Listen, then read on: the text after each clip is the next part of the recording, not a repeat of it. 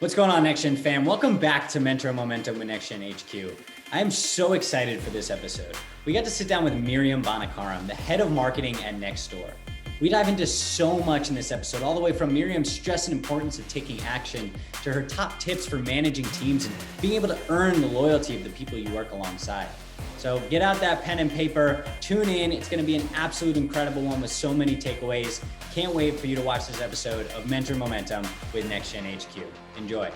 Throwing it back over your years of experience within marketing, within just entrepreneurship as a whole, we'd love to know, what is one piece of advice that you would give your 20-year-old self now because of all of your experiences that you've had?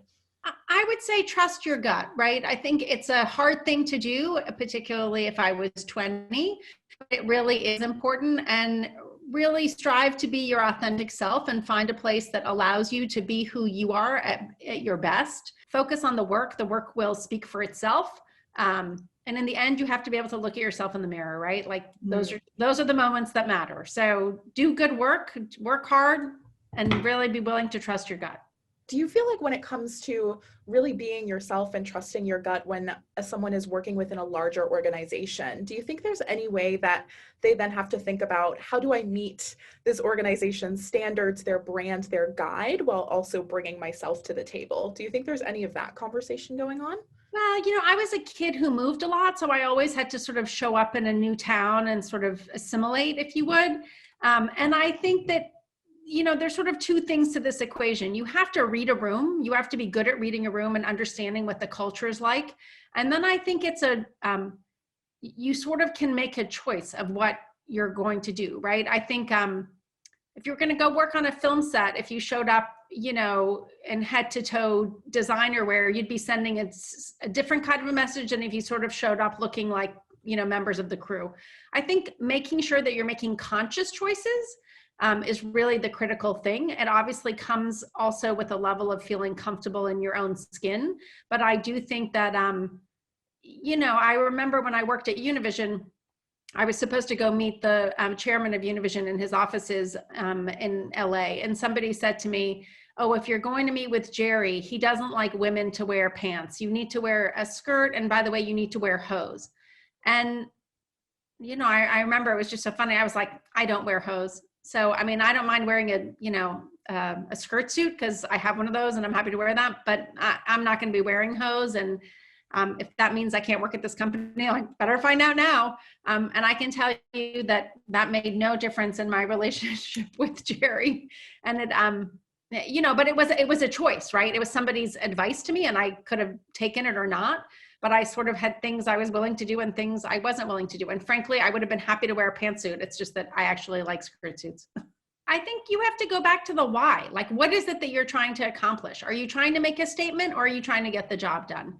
And by the way, there's never black and white. There are sort of gray areas in between.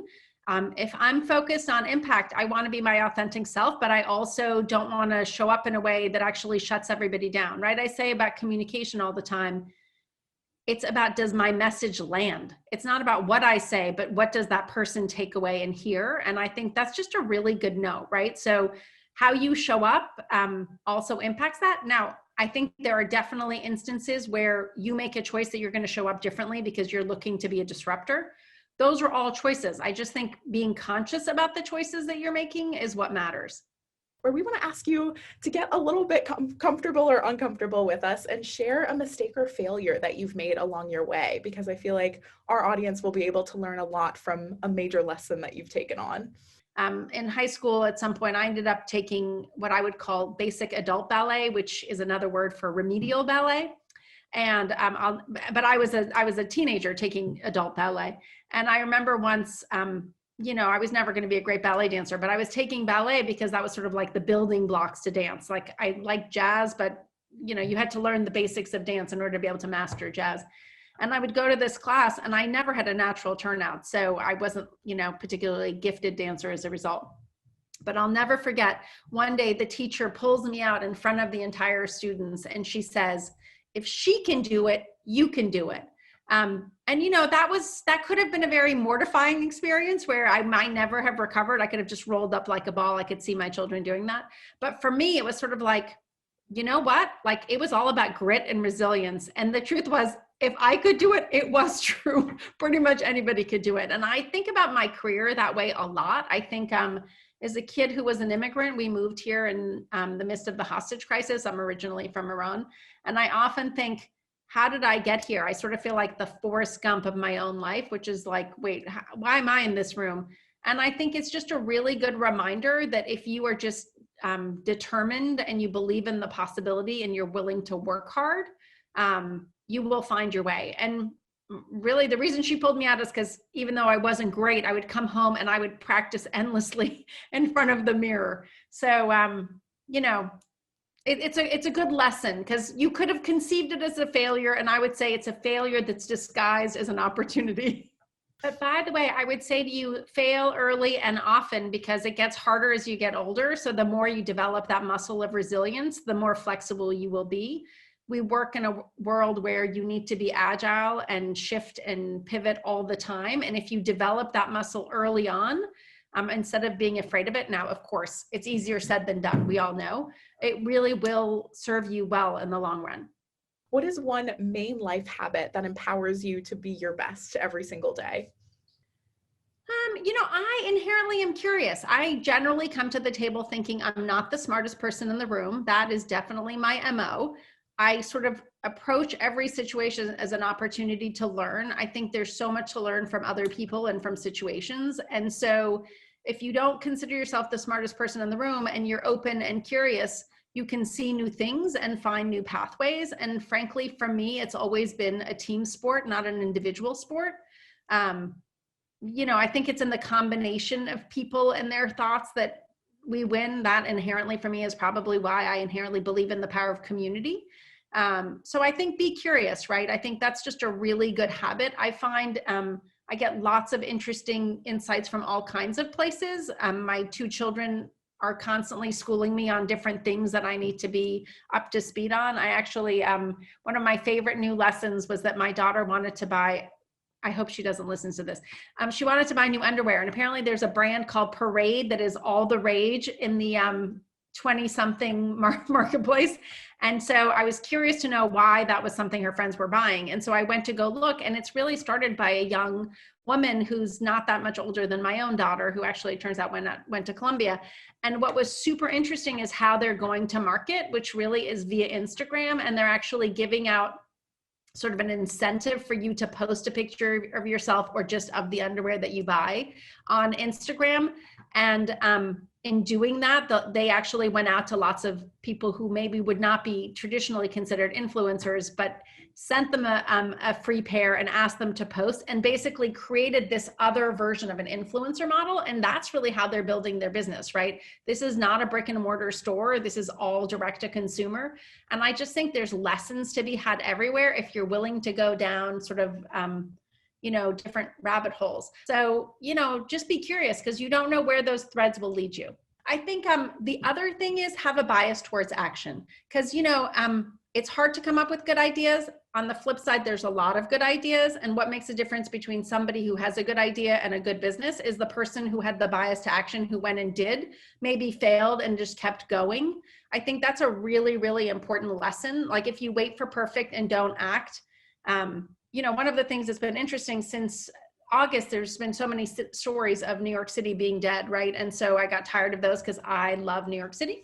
And I ended up with a couple friends emailing sort of a network of friends saying, like, we're so tired of these stories. What are we going to do to help?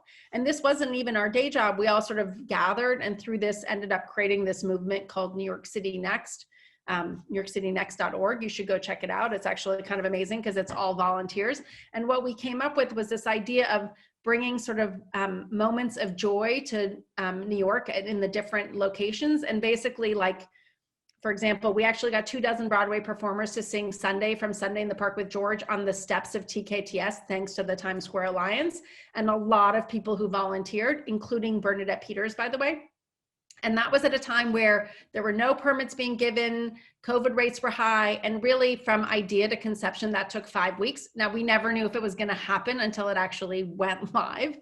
But the reason I use that example is because sort of along the way, we discovered lots of people who would call us and would be on these phone calls, and we'd be like, why are they calling us? And really the reason they called us was we really had a bias towards action, and we never took no for an answer. And we just went and problem solved. And frankly, that passion that we all share as a common bond is New York City, right? So everybody was willing to say, Gary Vayner lent us some of his PR support. Smarty Pants weighed in and actually did the documentary. Our man in Havana did the website. Like, everybody did it just because they believed and they cared and they wanted to give back. And I think all these people were able to create, which you can see on the website, which is like 13 pop-ups in 3 months, is a testament to what people can accomplish if you sort of unleash, their energy. And I think that's just a really good reminder, right? Have a bias towards action. We have one final question, and this comes directly from one of our fantastic community members who wants to take action but needs a little bit of your insight as far as this question goes. So thank you, Christine Medina, for sending this in. Maryam, just so you know, she owns a marketing creative company, and she's a little unsure of how to be growing her team during everything that we're kind of currently facing. So she would love to know if you have any advice for her as far as how do you grow a marketing team remotely with everything that's going on in the world today. Work from home is difficult, right? I get energy from other people, and it's lovely to be on a box of, squares with everybody. But for me, I actually get energy from being with people physically, which I think a lot of people do, right? We all know that there's a loneliness epidemic that existed pre-COVID, and now it's just worsened. What I would say to you is, like, acknowledge the people on your team as actual people, right? Like, be a human being. One of the things we actually did is we just would have no agenda meetings. And, if you're really busy, that seems like, oh my God, yet another meeting. But getting on, and we actually just compared what everybody was watching, like what show you're watching, like begin to dimensionalize people, understand what they're interested in. A really good team has each other's back. Life is complicated. There will be times where, I know in March, my grandmother, who I was incredibly close with, passed away. And I think I shared with the team. Now I respond not like most people, which probably won't surprise any of you now.